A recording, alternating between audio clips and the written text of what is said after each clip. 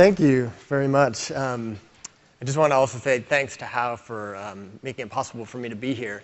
It's been really awesome so far. I've really enjoyed it, and I'm excited to share with you about measurement, which is the thing that nobody really wants to do, but we have to do it in order to validate the other stuff that we want to do. And I want to do it in two chunks. Chunk one is going to be looking at why we do measurement and why it tends to not work out that well for us. And then chunk two is to look at a better way to do it. That's the how. But before I do that, I need to do the required hand-raising thing. But I'm going to do it differently, actually. I'm going to ask you all a personal question, because that's what you do when you're standing in front of hundreds of strangers, right? This is how I make friends. So, OK. So the question is this. Who went to the doctor recently? Anyone? I like how some people are like, not quite. OK, well, I did. And I want us to get our headspace in the doctor world. I had my yearly physical recently.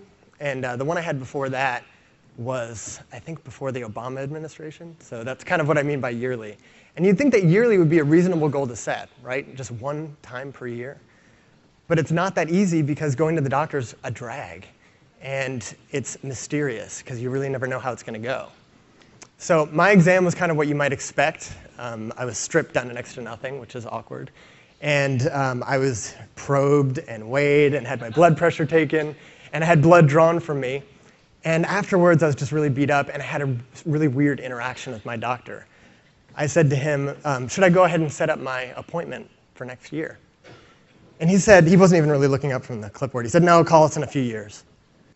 And I thought, really? I thought yearly was kind of like the bare minimum. And he said, no, stuff doesn't really start happening until you're 40. Stuff. What does that even mean? I mean, this is not an encouraging doctor. I probably won't go back. I started looking around for diplomas, right? But a couple of days later when I got home, I received the results of my blood test in the mail. I thought, that's kind of neat, right? It's kind of a courteous thing. But then I opened it, I found myself standing in the kitchen trying to make sense of the data that they sent me, right? Because I don't know what's normal. I have no idea what a normal blood test looks like. And I expected this thing to tell me a really straightforward story. You are healthy or you are not. And it didn't do that. And that is the connection to measurement I want to make, in case you were wondering when I was going to get to the point.